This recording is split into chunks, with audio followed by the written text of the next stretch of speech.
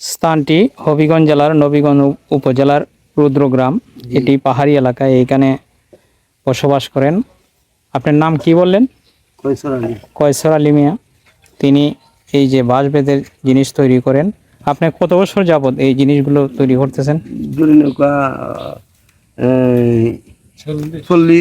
40 বছর যাবত। জি আপনি কি এই জিনিস তৈরি করে জীবিকা নির্বাহ করেন? না জি জি আমি এই জিনিসই তৈরি হয়ে যায় জীবিকা রক্ষা করি।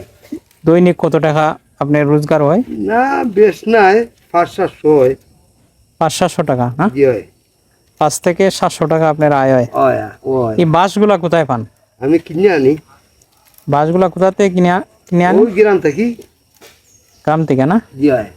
এখন বাঁশ একটা বাঁশের দাম কত? বড় একটা বাঁশের দাম মধ্যে 200 টাকা। 200 টাকা না? 200 টাকা 150 টাকা। 200 টাকার বাঁশ দেয়া কত টাকার জিনিস বানানো যায়? নৌকা এই 700 টাকা। 500 টাকার না? 500 টাকা ভাই আমি। 500 টাকা লাভ হয় না? জি হয়। এটা কত টাকা বিক্রি করবেন?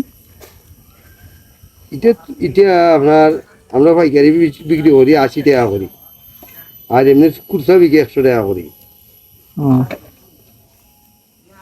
মানে আপনি পাইকারি বিক্রি করেন 80 টাকা। জি তা ভাই। দিন কয়টা তৈরি করতে পারেন? 8টা 8টা? 8টা 9টা 10টা। হুম। আপনার পরিবারে কে কে আছে? পরিবারের বাচ্চা আছেন।